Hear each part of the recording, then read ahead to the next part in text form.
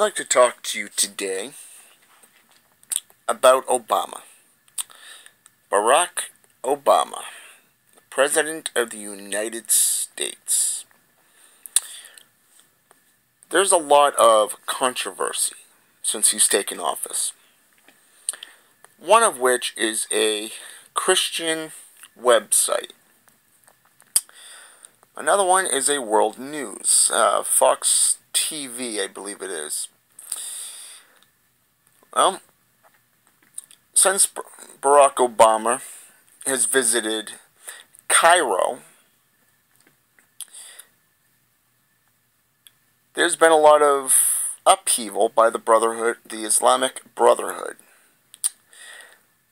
which is good. Although they're killing Christians, which, I really don't care about. I'm sure they're nice people and all, but let me put it to you this way. Sometimes you gotta break a few eggs to make an omelet. However, personally, I don't think you need to go to that extreme. But that's their choice. Now, I don't condone it because it goes against human law. However, that country has been a war-torn country for, hundreds of years. They're a third-rate country where there's a lot of disease and famine. But instead of pledging the support and resources of the United States, Barack Obama basically just said, screw you, you're on your own. Now, that's the nicest way to put it. Basically, the people of the so-called God, Israel, well, he's basically said, fuck you to you, too. But you know what? Even the Bible talks about that one. So that's really no big surprise that the world is aligning against you. However, what I find interesting is that Barack Obama is a Christian. He is a so-called Catholic. Now, what I find interesting about this is that if he's such a Catholic, such a big-shot Christian, here's the thing. Why doesn't he, as President of the United States, pledge his support to Israel and to the Christian agenda? Interesting. Now, here is another interesting fact about President Barack Obama. He has not once declared Jerusalem their capital. Yeah, and yet he aligns the country of the United States against Israel's enemies. We've aligned ourselves. This country has been aligned with Syria, Afghanistan, Pakistan, Iraq. Interesting. And yet, even, you got it, Egypt, Cairo, again. I find this humorous because he's acting more like a Satanist than a Christian. I think he's power hungry, which, if unchecked, can and will destroy him, us, and you as well. Because of the fact that even though he is considered by some Catholic organizations to be a false prophet or the Antichrist,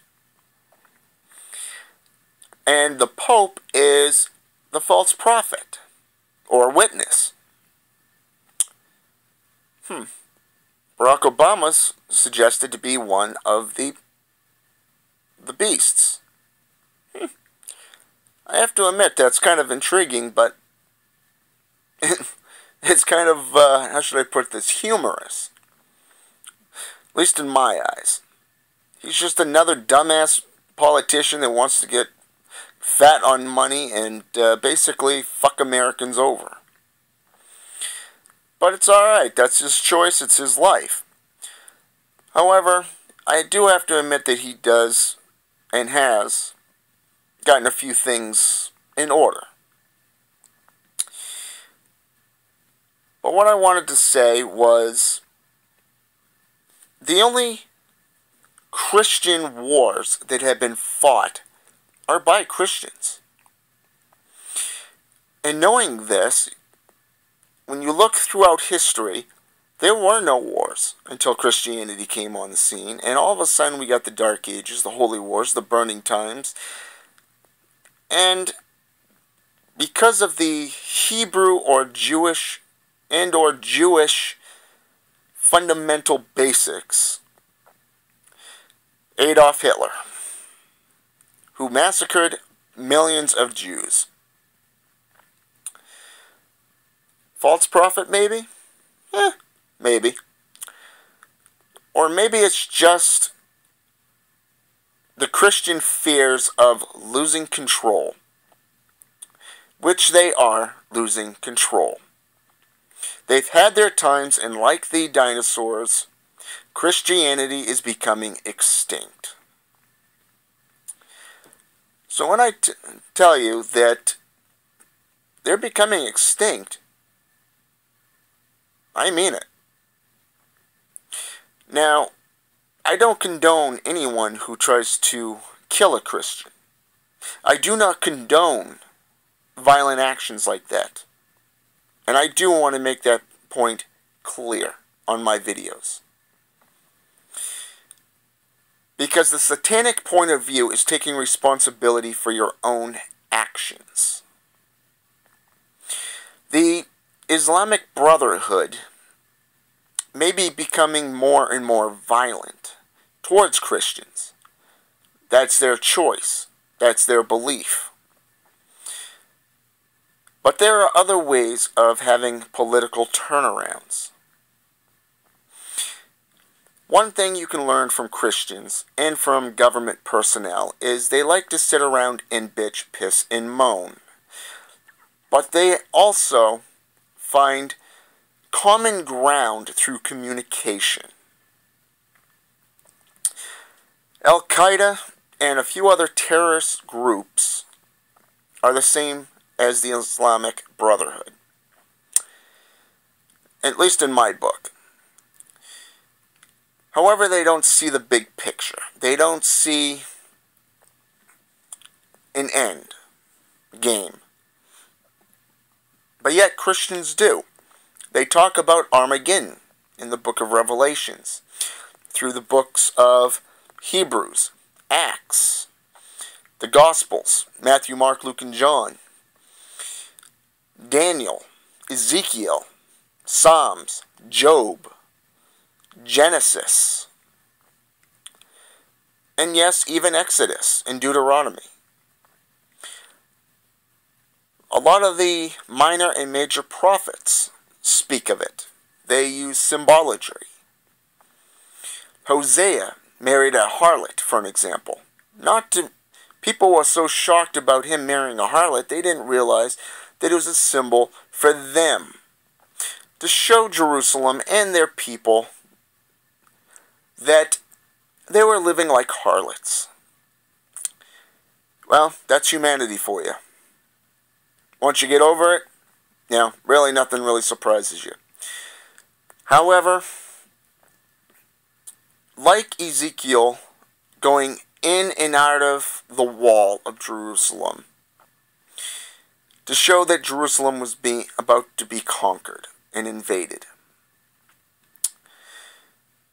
and burned to the ground by the Babylonians, which is modern-day Iraq.